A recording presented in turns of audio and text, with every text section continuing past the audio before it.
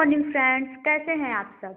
मैं ऋचा आपका अपने channel NCERT solutions with Richa में स्वागत करती हूं। Welcome back to my channel NCERT solutions with Richa. अभी तक हमने देखा कि क्लास 6 की ज्योग्राफी का चैप्टर फर्स्ट सौरमंडल में पृथ्वी, उसमें हमने सौरमंडल में पृथ्वी के बारे में सारी जानकारियाँ, ग्रह, नक्षत्र, उल्कापिंड, सबके बारे में जानकारियाँ प्राप्त की। आज हम एनसीईआरटी ज्योग्राफी की चैप्टर सेकंड ग्लोब, अक्षांश एवं देशांतर रेखाओं के बारे में जानेंगे और उससे संबंधित एमसीक्यूज क्वेश्चंस को देखेंगे, जो कि हमारे एग्जाम के पर्सपेक्टिव से बहुत ही ज़्यादा इम्पोर्टेंट है। और यह हमारे ज्योग्राफी का बहुत ही महत्वपूर्ण चैप्टर है, जिसमें से कई सारे क्वेश्चंस वनडे एग्ज़ाम और 7 days exam, state PCS exam में पूछे जाते हैं। आइए एमसीक्यू इस क्वेश्चन को जानने से पहले हम देखते हैं अक्षांश रेखाएं और देशांतर रेखाएं होते क्या हैं। तो आइए देखते हैं अक्षांश रेखा। पृथ्वी के केंद्र से विषुवत रेखा को आधार मानकर खींची गई कोणीय दूरी अक्षांश कहलाती है। हमें पता है हमारी पृथ्वी गोल है, इसमें 0 डिग्री अक्षांश रेखा खींची गई है, जिसे हम विषुवत रेखा और भूमध्य रेखा और इक्वेटर के नाम से भी जानते हैं। विषुवत रेखा 0 डिग्री अक्षांश है। यह 0 डिग्री अक्षांश हमारे ग्लोब को 2 भाग में विभाजित करती है, उत्तरी गोलार्ध और दक्षिणी गोलार्ध। 2 भाग में विभाजित करती है। अब अक्षांश रेखाएं उत्तर या दक्षिण में प्रत्येक 1 डिग्री के अंतराल पर खींची गई है। ये जो अक्षांश रेखाएं होती है वो 1-1 डिग्री के अंतराल पर खींची गई है, उत्तर में भी और दक्षिण में भी। उत्तरी गोलार्ध में अक्षांश रेखाओं की संख्या 90 है और दक्षिणी गोलार्ध में भी अक्षांश रेखाओं की संख्या 90 है। सबसे लंबी अक्षांश रेखा 0 डिग्री है। ये जो हमारा 0 डिग्री अक्षांश रेखा है, यह सबसे लंबी अक्षांश रेखा है। हमारी अक्षांश रेखाएं जैसे जैसे ऊपर की तरफ बढ़ती जाती है, वैसे वैसे इनकी लंबाई में कमी होती जाती है और 90 डिग्री पे आके ये सबसे 0 एक बिंदु के रूप में अक्षांश रेखा बन जाती है। देखिए, सबसे छोटी अक्षांश रेखा 90 डिग्री है। भारत का अक्षांशीय विस्तार 8 डिग्री 4 मिनट नॉर्थ से 37 डिग्री 6 मिनट नॉर्थ तक है। देखिए, हमने आपको बताया कि ये जो 0 डिग्री है वो हमारा भूमध्य रेखा है और यहाँ पे 23.5 डिग्री जिसे हम कर्क रेखा के नाम से जानते हैं। और दक्षिण में 23.5 डिग्री को हम मकर रेखा के नाम से जानते हैं। तो यहाँ पे देखिए, जैसे जैसे हमारी अक्षांश रेखाएं ऊपर की तरफ बढ़ती गई हैं, इनकी लंबाई में कमी होती गई है। यहाँ पे आके 90 डिग्री सबसे छोटी अक्षांश रेखा बन जाती है। आइए हम देखते हैं देशांतर रेखा क्या है। देशांतर रेखा पृथ्वी पर उत्तर ध्रुव से दक्षिण ध्रुव तक खींची गई है। ये जो हमारा ग्लोब है, इसमें उत्तर से दक्षिण में 0 डिग्री देशांतर रेखा खींची गई है। देशांतर रेखा प्रत्येक 1 डिग्री के अंतराल पर खींची गई है। देशांतर रेखा भी 1-1 डिग्री के अंतराल पर खींची गई है, पूर्व और पश्चिम में। कुल देशांतर रेखा की संख्या 360 है।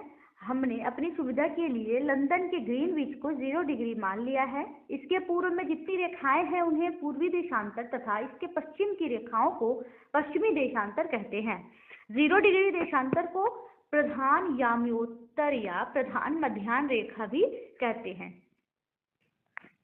प्रधान याम्योत्तर रेखा के पूर्व या पश्चिम में स्थित किसी स्थान की कोणीय दूरी देशांतर कहलाती है। देशांतर रेखाओं को याम्योत्तर रेखा भी कहते हैं। 180 डिग्री पूर्वी देशांतर तथा 180 डिग्री पश्चिमी देशांतर एक ही रेखा पर स्थित होते हैं। आइए देशांतर रेखा के बारे में जानते हैं। हमने देखा कि ये जो 0 डिग्री देशांतर रेखा है, इसे हमने याम्योत्तर या मध्याह्न रेखा भी माना है। और 0 डिग्री के लिए हमारा 0 डिग्री अक्षांश रेखा है। इसकी पूर्व में और पश्चिम में जो देशांतर रेखाएं होती हैं, पूर्व वाले देशांतर रेखा को पूर्वी देशांतर रेखा और पश्चिम वाले देशांतर रेखा को पश्चिम देशांतर रेखा कहते हैं। और हमारी जो देशांतर रेखा है ये बीचों बीच अक्षांश रेखा पर एक समान होती हैं, जबकि जैसे जैसे ये ऊपर की तरफ आगे बढ़ती हैं इनकी दूरी में कमी आती जाती है, और जब ये ध्रुवों की तरफ आगे बढ़ जाती है तो ये शून्य हो जाती है। यही उत्तर में भी और दक्षिण में भी। आइए आगे की तरफ देखते हैं। अब हम अपने एमसीक्यू क्वेश्चन की तरफ आगे बढ़ते हैं और देखते हैं कि एमसीक्यू क्वेश्चन क्या है। ये चैप्टर हमारे एग्जाम के पर्सपेक्टिव से बहुत ही ज़्यादा इम्पोर्टेंट है। आइए, आवर फर्स्ट क्वेश्चन इज, पृथ्वी के लघु एवं वास्तविक प्रतिरूप ग्लोब के संदर्भ में निम्नलिखित कथनों पर विचार कीजिए। कथन फर्स्ट, एक सुई ग्लोब में झुकी हुई अवस्था में स्थित होती है जिसे अक्ष कहा जाता है। ग्लोब पर वे दो बिंदु जिनसे होकर सुई गुजरती है उत्तर या दक्षिणी ध्रुव है। एक अन्य काल्पनिक रेखा भी ग्लोब को दो बराबर भागों में बांटती है। उपर्युक्त कथनों में से कौन सा कथन सत्य है? ऑप्शन ए केवल 1 और 2, ऑप्शन बी केवल 2 और 3, ऑप्शन सी केवल 1 और 3, ऑप्शन डी उपरोक्त सभी। तो आइए जानते हैं, पृथ्वी के लघु एवं वास्तविक प्रतिरूप ग्लोब के संदर्भ में निम्नलिखित कथनों पर विचार करते हैं। एक सुई ग्लोब में झुकी हुई अवस्था में स्थित होती है जिसे अक्ष कहा जाता है। जो हमारा ग्लोब है, जब भी आप ग्लोब को देखते होंगे तो वह ग्लोब एक तरफ झुकी हुई होती है। वह झुकी हुई इसलिए होती है क्योंकि जो हमारी पृथ्वी होती है वह अपने अक्ष पर 23.5 डिग्री झुकी हुई होती है, इसीलिए हमारा ग्लोब भी झुका हुआ दिखाई देता है। और ये जो सुई है ये हमारे ग्लोब का अक्ष। ग्लोब पर वे दो बिंदु जिनसे होकर सुई गुजरती है उत्तर या दक्षिण ध्रुव कहलाती है। इसे हम नॉर्थ पोल और इसे हम साउथ पोल कहते हैं, जिसपे हमारा ग्लोब टिका हुआ है। एक अन्य काल्पनिक रेखा भी ग्लोब को दो बराबर भागों में बांटती है। अब ये देखिए, जो 0 डिग्री अक्षांश रेखा है ये हमारे ग्लोब को दो भागों में विभाजित करती है, उत्तरी गोलार्ध और दक्षिणी गोलार्ध। अतः हमारा statement number first, statement number second and statement number third, तीनों में जो भी बातें कही गई है वह तीनों बातें सत्य है। तो ऑप्शन डी उपरोक्त सभी, option D is correct. Our next question is question number 2, विषुवत वृत्त के संदर्भ में निम्नलिखित कथनों पर विचार करें। विषुवत वृत्त 0 डिग्री अक्षांश को प्रदर्शित करता है। स्टेटमेंट सेकंड, विषुवत वृत्त का प्रत्येक बिंदु दोनों ध्रुव से समान दूरी पर होता है। स्टेटमेंट थर्ड, विषुवत वृत्त से उत्तर या दक्षिण की कोणीय दूरी की माप को देशांतर कहते हैं। उपयुक्त कथनों में से कौन सा कथन सत्य है? ऑप्शन ए केवल 1 और 2, ऑप्शन बी केवल 2 और 3, ऑप्शन सी केवल 1 और 3, ऑप्शन डी उपरोक्त सभी। तो आइए, विषुवत वृत्त के बारे में हमने पीछे देशांतर रेखा के बारे में समझा था, इसमें भी देखते हैं विषुवत वृत्त क्या है। हमारा जो ग्लोब है वो उसमें एक रेखा खींची गई है जिसे हम 0 डिग्री अक्षांश रेखा कहते हैं। हमने पीछे आपको अक्षांश रेखा में बताया कि 0 डिग्री अक्षांश रेखा को हम भूमध्य रेखा, विषुवत रेखा और इक्वेटर के नाम से भी जानते हैं। तो जो ये हमारा फर्स्ट स्टेटमेंट है ये करेक्ट है। सेकंड, विषुवत वृत्त का प्रत्येक बिंदु दोनों ध्रुव से समान दूरी पर होता है, ये भी बात सही है। ये उत्तरी ध्रुव और दक्षिणी ध्रुव, जो हमारा नॉर्थ पोल है और जो हमारा साउथ पोल है, दोनों से ये बराबर दूरी पर होता है। स्टेटमेंट सेकंड भी सही है। स्टेटमेंट थर्ड, विषुवत वृत्त से उत्तर या दक्षिण की कोणीय दूरी की माप को देशांतर कहते हैं, ये बात गलत है, क्योंकि हम विषुवत वृत्त से उत्तर या दक्षिण की कोणीय दूरी को, जो कि 1-1 डिग्री के अंतराल पर खींची गई है, इसे हम अक्षांश रेखा के नाम से जानते हैं, ना कि देशांतर रेखा। तो हमारा थर्ड रॉन्ग है। अब देखते हैं स्टेटमेंट कौन सा सही है, 1 और 2। ऑप्शन नंबर फर्स्ट केवल 1 और 2, ओनली 1 and 2 इज करेक्ट। आइए नेक्स्ट क्वेश्चन देखते हैं। निम्नलिखित में से किस बिंदु को आधारभूत संदर्भ बिंदु कहते हैं? ऑप्शन ए उत्तरी ध्रुव, ऑप्शन बी दक्षिणी ध्रुव, ऑप्शन सी उत्तरी एवं दक्षिणी दोनों ध्रुव को, ऑप्शन डी इनमें से कोई नहीं। तो जो हमारा आधारभूत संदर्भ बिंदु है, ये इसे जो हमारा नॉर्थ पोल और साउथ पोल है, इसे ही हम संदर्भ बिंदु कहते हैं, जो कि हमारे ग्लोब का आधार है, जिसपे हमारा ग्लोब टिका हुआ है। तो ऑप्शन सी उत्तर एवं दक्षिणी ध्रुव इज करेक्ट। और नेक्स्ट क्वेश्चन, नीचे दिए गए युग्मों में से कौन सा सही सुमेलित नहीं है? स्टेटमेंट फर्स्ट, कर्क रेखा एवं मकर रेखा के बीच का क्षेत्र उष्णकटिबंध। स्टेटमेंट सेकंड, कर्क रेखा एवं उत्तर ध्रुव वृत्त के बीच का क्षेत्र शीतकटिबंध। स्टेटमेंट थर्ड, दक्षिण ध्रुव वृत्त एवं दक्षिणी ध्रुव के बीच का क्षेत्र शीतोष्ण कटिबंध। कूट केवल 1 और 2, ऑप्शन बी केवल 2 और 3, ऑप्शन सी केवल 1 और 3, ऑप्शन डी इनमें से कोई। तो स्टेटमेंट फर्स्ट है, कर्क रेखा एवं मकर रेखा के बीच का क्षेत्र उष्ण कटिबंध कहलाता है। आइए देखते हैं, ये है हमारा कर्क रेखा और ये हमारा मकर रेखा। अब देख, ये मकर रेखा, इन दोनों के बीच का क्षेत्र पे क्या कहलाता है? उष्ण कटिबंध कहलाता है। तो हमारा जो स्टेटमेंट फर्स्ट है वो करेक्ट है। सेकंड देखते हैं, कर्क रेखा एवं उत्तर ध्रुव वृत्त के बीच का क्षेत्र शीत कटिबंध है। तो हमारा सेकंड स्टेटमेंट क्या है? कर्क रेखा और उत्तर ध्रुव वृत्त, ये रहा कर्क रेखा और ये रहा उत्तर ध्रुव वृत्त, इन दोनों के बीच का क्षेत्र उत्तरी शीतोष्ण कहलाता है, ना कि शीत कटिबंध। तो हमारा स्टेटमेंट सेकंड रॉन्ग है। स्टेटमेंट थर्ड, दक्षिण ध्रुव वृत्त एवं दक्षिणी ध्रुव के बीच का क्षेत्र शीतोष्ण कटिबंध, ये रहा दक्षिणी ध्रुव वृत्त और ये रहा दक्षिणी ध्रुव, इन दोनों के बीच का क्षेत्र क्या कहलाता है? दक्षिण शीत कटिबंध कहलाता है, ना कि शीतोष्ण कटिबंध। तो हमारा ऑप्शन, ये स्टेटमेंट थर्ड भी रॉन्ग है। हमारा ऑप्शन नंबर, इसमें पूछा क्या गया है, नीचे दिए गए युग्मों में से कौन सा सही सुमेलित नहीं है? तो ऑप्शन 2 और 3 हमारा सुमेलित नहीं है। Option B is correct. Our next question is, अक्षांश रेखाओं के संदर्भ में निम्नलिखित कथनों पर विचार कीजिए। कथन फर्स्ट, विषुवत वृत्त से ध्रुव तक स्थित सभी समानांतर वृत्तों को अक्षांश रेखाएं कहते हैं। सभी अक्षांश रेखाओं का आकार एक समान रहता है। उपर्युक्त कथनों में से कौन सा कथन सत्य है? ऑप्शन ए केवल 1, ऑप्शन बी केवल 2, ऑप्शन सी 1 और 2 दोनों, ऑप्शन डी नहीं 1 और ना ही 2।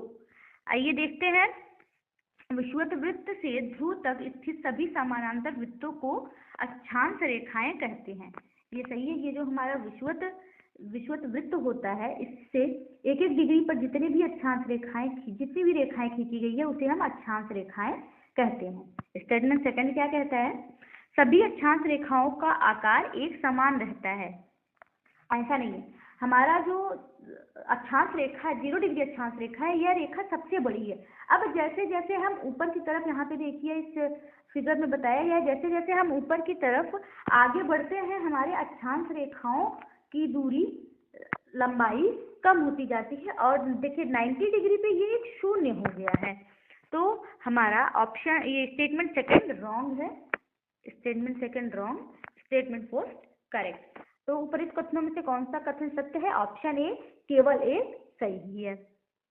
आवर नेक्स्ट क्वेश्चन नंबर 6, उत्तरी ध्रुव से दक्षिणी ध्रुव को जोड़ने वाली संदर्भ रेखा को क्या कहा जाता है? ऑप्शन ए विषुवत वृत्त, ऑप्शन बी उत्तरी ध्रुव आर्कटिक वृत्त, ऑप्शन सी देशांतरी यान्योत्तर रेखाएं, ऑप्शन डी अक्षांश रेखाएं। तो उत्तरी ध्रुव से दक्षिण ध्रुव को जोड़ने वाली संदर्भ रेखा, ये जो हमारी ग्लोब में ये जो सुई होती है, यही उत्तरी ध्रुव और दक्षिणी ध्रुव को एक दूसरे से जोड़ती है। ये जो रेखा है, इसी के ये जो देशांतरी रेखा 0 डिग्री खींची गई है, यही हमारा एक दूसरे बिंदु को जोड़ती है। तो ऑप्शन सी देशांतरी याम्योत्तर रेखा is correct. Next question is question number 7, देशांतरीय में उत्तर के संदर्भ में निम्नलिखित कथनों पर विचार कीजिए। स्टेटमेंट नंबर फर्स्ट, देशांतरी याम्योत्तर अर्धवृत्त होते हैं। स्टेटमेंट नंबर सेकेंड, इनके बीच की दूरी ध्रुव की ओर बढ़ने पर घटती जाती है तथा ध्रुव पर शून्य होती है। स्टेटमेंट नंबर थर्ड, देशांतरी यानोत्तर की लंबाई एक समान नहीं होती है। उपर्युक्त कथनों में से कौन सा कथन सत्य है? ऑप्शन ए केवल 1 और 2, ऑप्शन बी केवल 2 और 3, ऑप्शन सी केवल 1 और 3, ऑप्शन डी उपरोक्त। हमारी जो देशांतर यानोत्तर रेखा होती है वो अर्धवृत्त होती है। देखिए, ये जो देशांतर रेखाएं होती है ये अर्धवृत्त के रूप में खींची जाती हैं।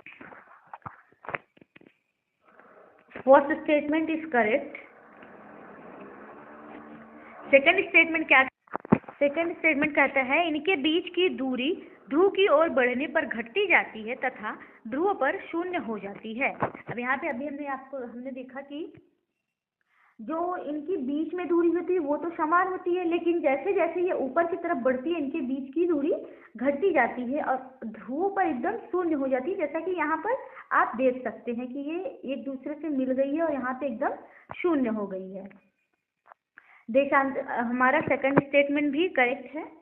देशांतरी यानोत्तर की लंबाई एक समान नहीं होती है। जो हमारे देशांतरी यानोत्तर है इनकी लंबाई एक समान होती है।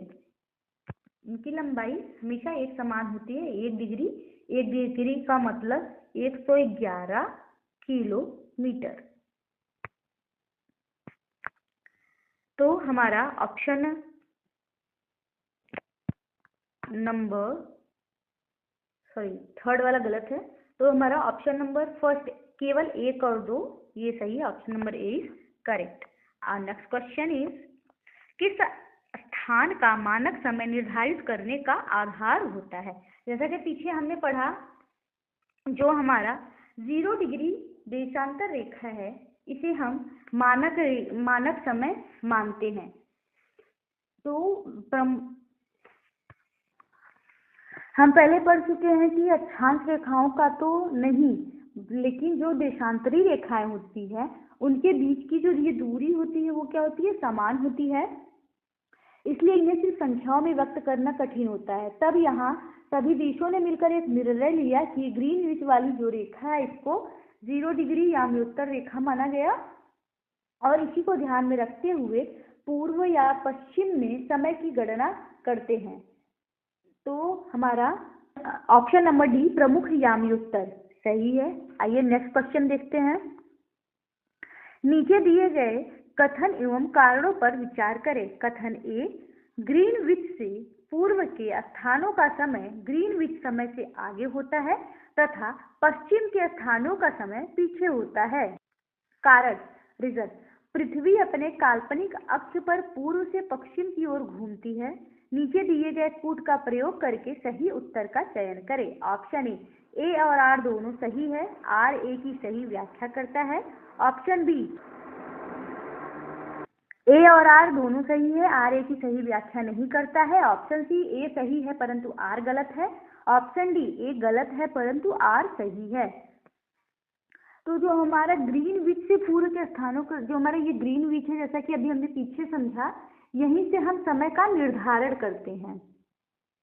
तो इसके पश्चिम की तरफ अगर हम जाएंगे तो ग्रीनविच से कम उसका पीछे समय होता है। जैसे कि अगर ग्रीनविच पे 5 बज रहे हैं तो वहाँ पे 4, 3:30 बजेंगे। जितने डिग्री के अंतराल पे हम आगे बढ़ते जाएंगे। और जब हम पूर्व की तरफ जाएंगे तो यहाँ पे समय आगे की तरफ बढ़ता है। जैसे 0 डिग्री पे 5 बज रहे हैं तो यहाँ पे जितनी डिग्री हम आगे बढ़ेंगे तो 6, 6:30 ऐसे समय बढ़ता जाता है। अतः ऑप्शन, पृथ्वी अपने काल्पनिक अक्ष पर पूर्व से पश्चिम की तरफ घूमती है, ऐसा नहीं है। पृथ्वी अपने काल्पनिक अक्ष पर पूर्व से पश्चिम नहीं बल्कि पश्चिम से पूर्व की तरफ घूमती है। तो ऑप्शन सी, ए सही है परंतु आर गलत है। असाइनमेंट सही है लेकिन जो हमारा रीजन दिया गया है वो गलत है। और नेक्स्ट क्वेश्चन नंबर 10, यदि ग्रीनविच से 20 डिग्री पूर्व में स्थित है, यदि कोई स्थान ग्रीनविच से 20 डिग्री पूर्व में स्थित है तब ग्रीनविच और उस स्थान के समय में कितना अंतर होगा? ऑप्शन ए 1 घंटा, ऑप्शन बी 1 घंटा 20 मिनट, ऑप्शन सी 1 घंटा 30 मिनट, ऑप्शन डी एक समान होगा। तो आइए जानते हैं, हमारी पृथ्वी है वो अपने ध्रुवी पे घूमती है, जिससे दिन और रात होते हैं। तो 360 डिग्री घूमने में 360 डिग्री घूमने में वह 24 घंटे का समय लेती है। 360 डिग्री घूमने में 24 घंटे का समय लेती है। अब वह 1 घंटे में कितनी डिग्री घूमेगी? 1 घंटे में वो घूमेगी 360, 24 से डिवाइड करेंगे 15 डिग्री। 1 घंटे में वो 15 डिग्री घूमती है। 1 घंटे का मतलब 1 घंटे या 60 मिनट में वह 15 डिग्री घूमती है। अब क्या हमें ये जानना है कि 1 डिग्री वह कितने मिनट में घूमेगी। तो 1 डिग्री जानने के लिए हम 1 डिग्री को 60 15 से डिवाइड करेंगे, आएगा 4 मिनट। तो वह 1 डिग्री घूमने में कुल 4 मिनट का समय लेती है। हमारे क्वेश्चन में क्या पूछा गया है कि यदि कोई स्थान ग्रीनविच से 20 डिग्री पूर्व में स्थित है, तब ग्रीनविच और उस स्थान के समय में कितना अंतर होगा। तो 20 डिग्री की स्थिति जानने के लिए हम क्या करेंगे, 20 को 4 से मल्टीप्लाई करेंगे, आएगा 80 मिनट। मतलब 20 डिग्री में जो पूर्व में स्थित है वहाँ का और 0 डिग्री ग्रीनविच से दोनों के समय में अंतराल होगा 80 मिनट का। 80 मिनट हमारे ऑप्शन में नहीं है, तो हम इसे घंटे में देखते हैं। तो इसका होगा 1 आवर 20 मिनट। 1 our 20 minute. अतः हमारा ऑप्शन नंबर बी 1 घंटा 20 मिनट is correct. Our next question is, Bharat के किस याम्योत्तर देशांतर रेखा को भारत का स्थानीय समय माना जाता है? ऑप्शन ए 82.5 डिग्री पूर्व, ऑप्शन बी 84.5 डिग्री पश्चिम, ऑप्शन सी 81.5 डिग्री पूर्व, ऑप्शन डी 83.5 डिग्री पश्चिम। आइए देखते हैं, हमारा ये भारत है। तो भारत का देशांतरीय स्थिति ये है कि वह 97 डिग्री 25 मिनट पूर्व, 97 डिग्री 25 मिनट ईस्ट और 68 डिग्री 7 मिनट 68 डिग्री 7 मिनट पूर्व ईस्ट में फैली हुई है। तो हम देखेंगे क्या, पहले हमारा सूर्योदय जो होता है वो अरुणाचल प्रदेश में हो रहा है और गुजरात में बाद में होता है। आपने सुना और पढ़ा भी होगा कि अरुणाचल प्रदेश में सूर्योदय और गुजरात में सूर्योदय के समय के अंतराल में 2 घंटे का अंतर होता है। ऐसे में क्या होता है कि मान लीजिए यहाँ का समय 2 घंटे पहले, यहाँ का समय में 2 घंटे बाद चल रहा है। तो ट्रेनों के आवागमन में, लोगों के व्यापार में काफ़ी परेशानियां, काफ़ी दिक्कतें आ रही हैं। तो सरकार ने क्या किया कि यह निर्णय लिया कि ना हम यहाँ का समय मानेंगे, मतलब कि ना ही हम अरुणाचल प्रदेश का समय मानेंगे और ना ही हम गुजरात का समय मानेंगे। उन्होंने यह निर्णय लिया कि इन दोनों के बीच का जो स्थान है वहाँ से हम एक समय निकालेंगे जो अरुणाचल प्रदेश में भी लागू होगा और गुजरात में भी लागू होगा। तो यह निर्णय लेके उन्होंने भारत में मानक याम्योत्तर रेखा 82.5 डिग्री पूर्व को माना। तो जो हमारा यह रेखा है 82.5 डिग्री पूर्व, इसे उन्होंने माना कि यहाँ जो समय यहाँ पे होगा वही समय अरुणाचल प्रदेश में भी होगा, वही समय गुजरात में भी होगा। तो हमारा ऑप्शन नंबर ए 82.5 डिग्री पूर्व इज करेक्ट। आइए नेक्स्ट क्वेश्चन देखते हैं। आवर नेक्स्ट क्वेश्चन इज, देशांतर की कुल संख्या कितनी होती है? हमने पीछे पढ़ा कि देशांतर की कुल संख्या 360 होती है, 180 पूर्व में और 180 पश्चिम में।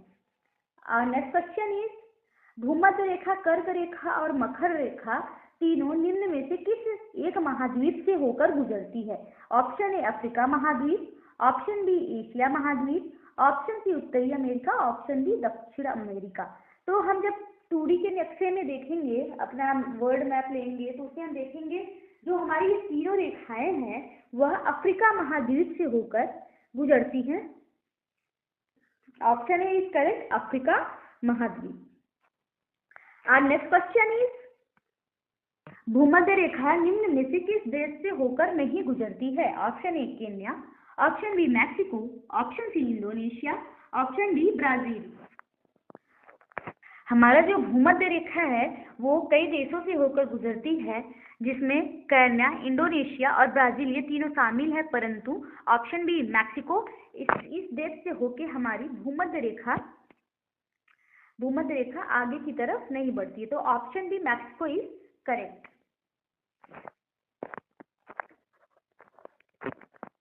इसी के साथ आज का सेशन हम यहीं एंड करते हैं। Thank you so much. अगर आपको मेरा सेशन अच्छा लगे तो please like, share and comment करिएगा, सब्सक्राइब भी ज़रूर करिएगा। Thank you so much. और ऐसे ही और भी क्लासेस देखने के लिए मेरे चैनल को सब्सक्राइब करें। कल फिर से आपसे मिलेंगे क्लास 6 के चैप्टर 3 को लेके, उसके MCQ और कुछ उस चैप्टर के बारे में जानेंगे। जो हमारा ये लास्ट क्वेश्चन था, भूमध्य रेखा निम्न में से किस देश से होकर नहीं गुजरती है, ये हमारे स्टेट PCS में भी पूछा गया था। तो ऐसे ही तमाम प्रश्नों के साथ हम आपसे फिर से मिलेंगे कल। Thank you so much. Bye bye.